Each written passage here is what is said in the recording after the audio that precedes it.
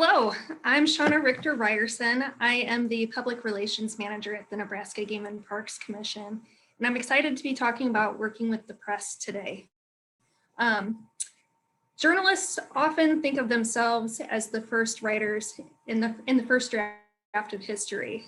And I know that because before I became a Public Relations Manager at the Game and Parks Commission, and before I was a communicator in academia, I was a journalist. I worked in the industry for about 15 years, first as a reporter. Yes, that is my very notepad. And that's how every reporter's notepad actually looks. If you can read it, you get bonus points. And then I worked as an editor and a page designer. And I spent many nights staying up late with fellow reporters and waxing poetic about how we were just going to inform the world and change it one article at a time.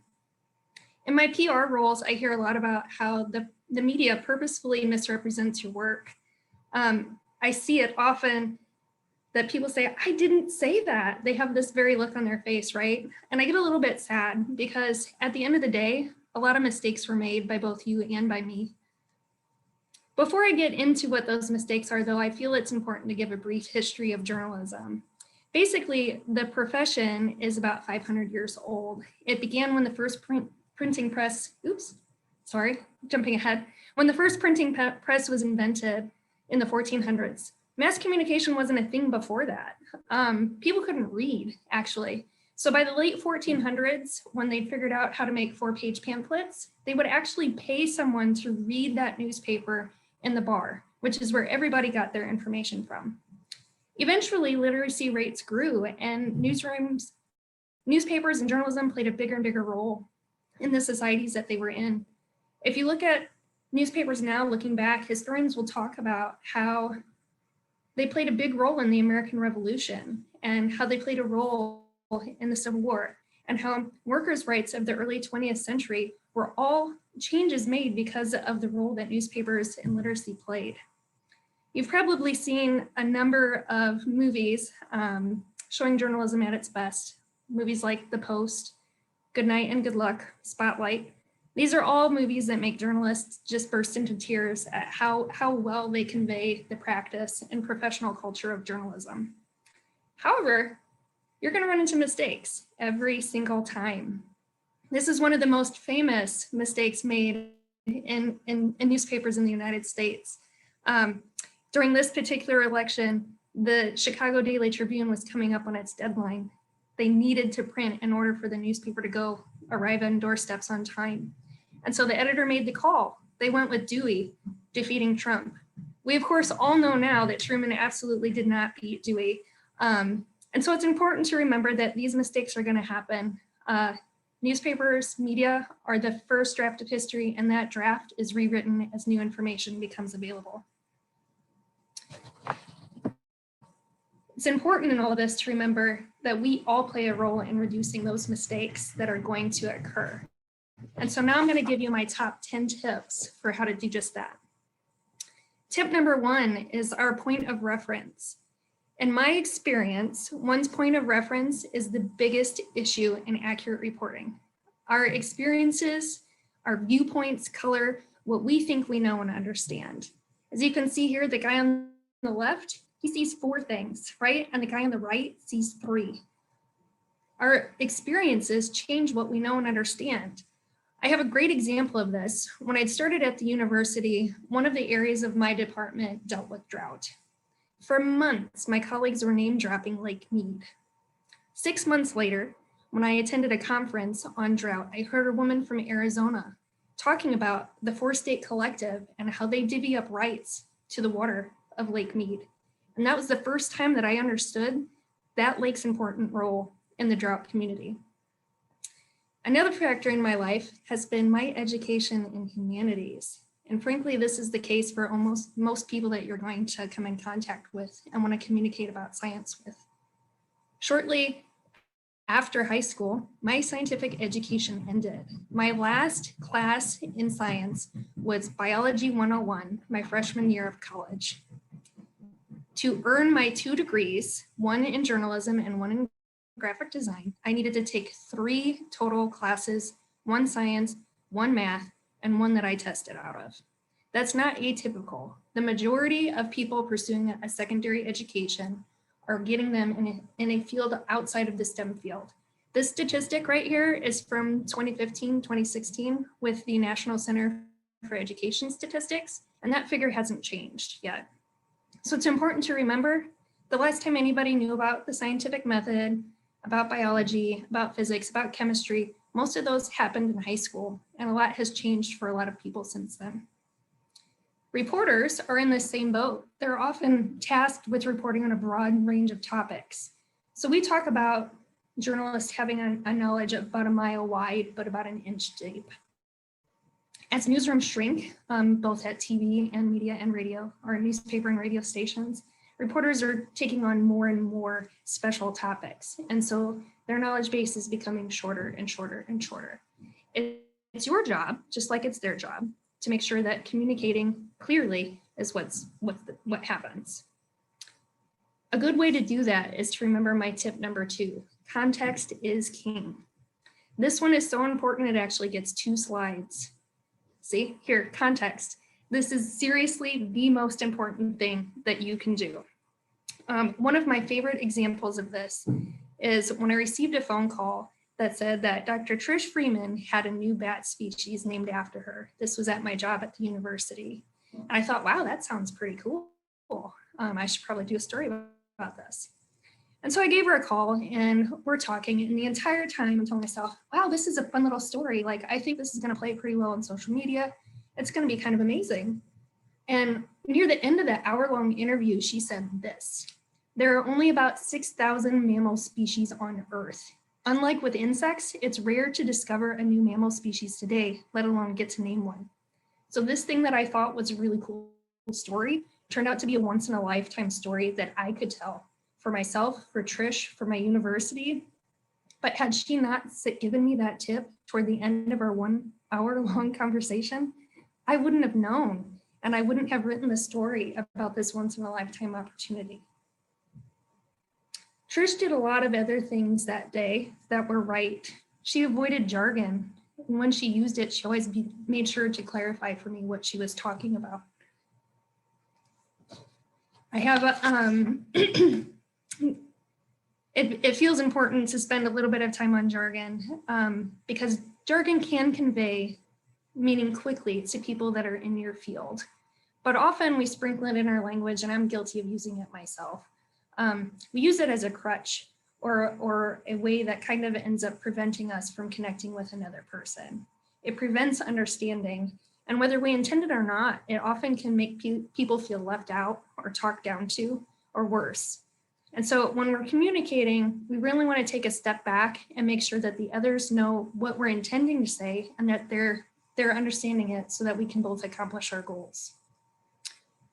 Tip number 4, know your interviewer. This is one of my favorites. When you get that phone call initially from the TV station, from your local newspaper, and they say, oh my gosh, I've heard about this thing you were working on and I would like to do a story. Step number 1 is always to Google. Google the reporter, no matter what. And this is going to tell you a lot. It's going to tell you what type of newspaper or TV station they work for. They're going to tell you whether they report fairly or unbiasedly. It's going to tell you what type of work they normally do and if this is a new area for them.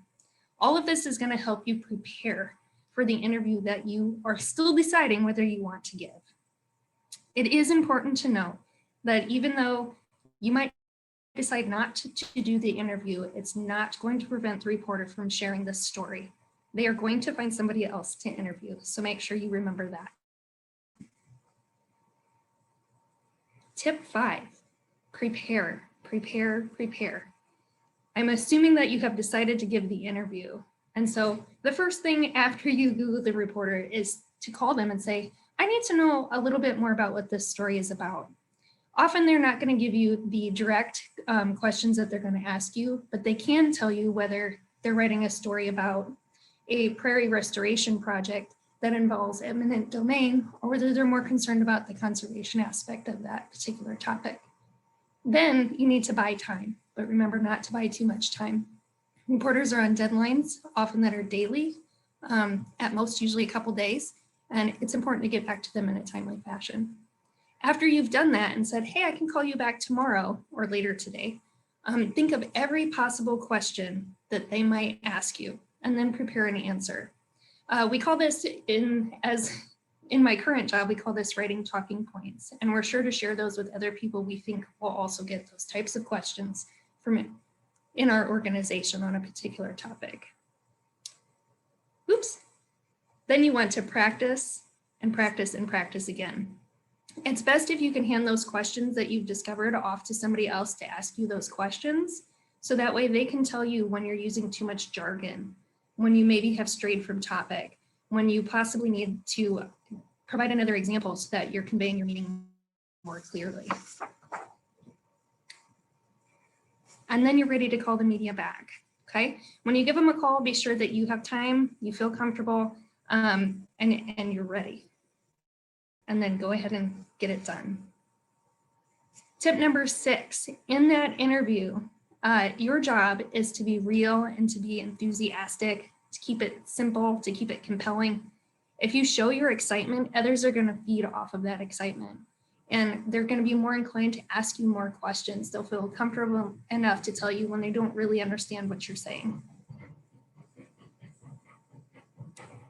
It's always, always, always super important to tell stories as well. I'm not going to spend too much time on this video clip, but I want you guys to see at least a little bit of it. This is a reporter known as Skunk Bear who does these video clips. This particular one, I encourage you to go seek it out on YouTube later and watch the full 8 minutes because it's on a controversial topic of vampire bats. But I want you to see how he kind of sets this up and gives you some stories right out of the gate that lets you know the complexity of this issue and makes it real and easy to understand.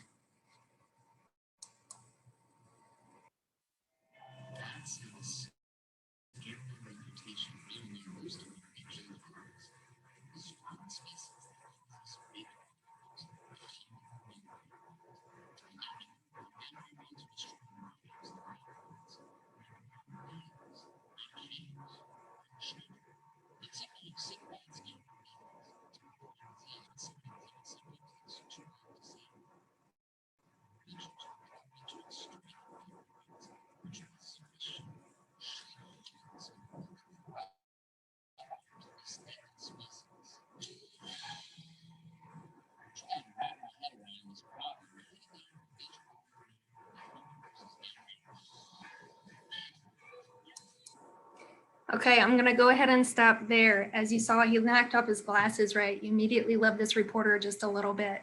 He has set you up for a controversial topic that he's willing to explore both sides. He's gonna talk to both the farmers and he's gonna talk about the ecological benefits of these bats. And he's gonna explore this question, should we be in the business of eradicating things in order to benefit one side or another? He does all of this in a really clear and simple way. He breaks down rabies down to a very small, if you get infected with this, you're basically screwed, right? And so it's important to remember all of those things and realize that telling stories in this way has a benefit. One of those is a really great quote that I love, that stories are at the root of our ability to communicate and understand what's going on around us. The really, really super cool thing about stories is that they also help people remember things. People very rarely remember pure facts or pure statistics, but they can tell you the situation that happened around it, the story that went with it. That's what they remember. It sticks with them and it can help clarify your meaning. And so tip number 7, be honest and stick to the point. Point blank, you should never mislead your interviewer. In addition to being bad for you, it also erodes the trust that people have in you, in your institution, and in your project. To avoid it at all costs, you can go ahead and prepare your key messages early. Get to those key messages very early in the interview, and then be sure to repeat it throughout. If it's a complex issue that you feel you might stumble on, or you may feel you will unclearly convey, it's okay to send that information in writing to the reporter. You should always offer to have them call you if they have additional questions as well. It shouldn't be a one and done interview. It should be an open dialogue for when they have questions. Back up your position with examples and facts too, but remember that facts alone persuade very few. What will allow people to persuade is when you build that relationship with them. Tip number 8, it's okay to say no. Sometimes you're going to get a reporter that asks you a question that you can't answer. Maybe it's one that's about policy and your institution wants policy questions to go to the director. Maybe it's on a topic that you're familiar with, but it's not really your expertise, and so you don't feel comfortable being the expert resource on that. It's okay to punt to another colleague. It's okay to say, I'm not an expert in XYZ, but I can tell you about this. Or, I don't know, but I have a colleague who can help you that I can get you in contact with. You can also take these kind of opportunities to pitch a story on a topic you are familiar with and one that you think people should know about. Tip number 9, get the interview back on track. We have all seen TV interviews that go very far south.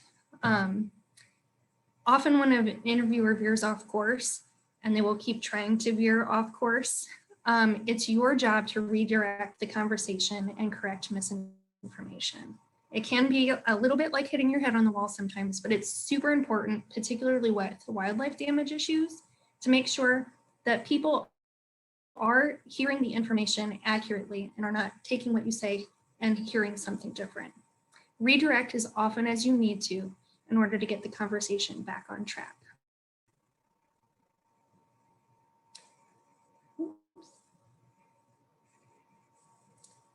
Tip number 10, answer the question that wasn't asked but should have been. The Apple company, I don't know if you know, but they're known for ending each one of their new releases with a one more thing item. This is sometimes the second new release thing.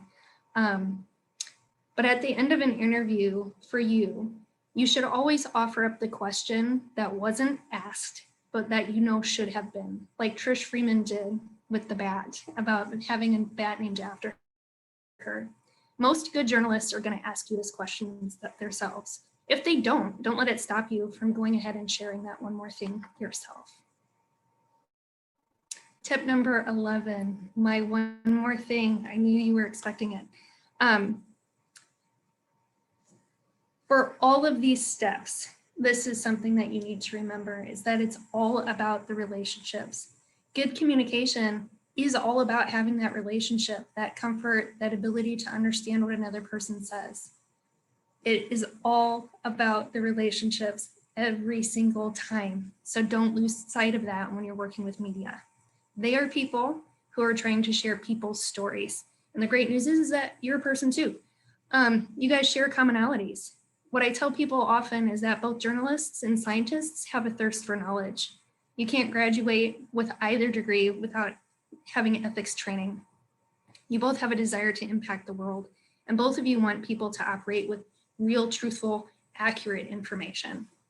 When you remember what we have in common, it's so much easier to continue communicating until your message is clear, because you're both invested in the outcome.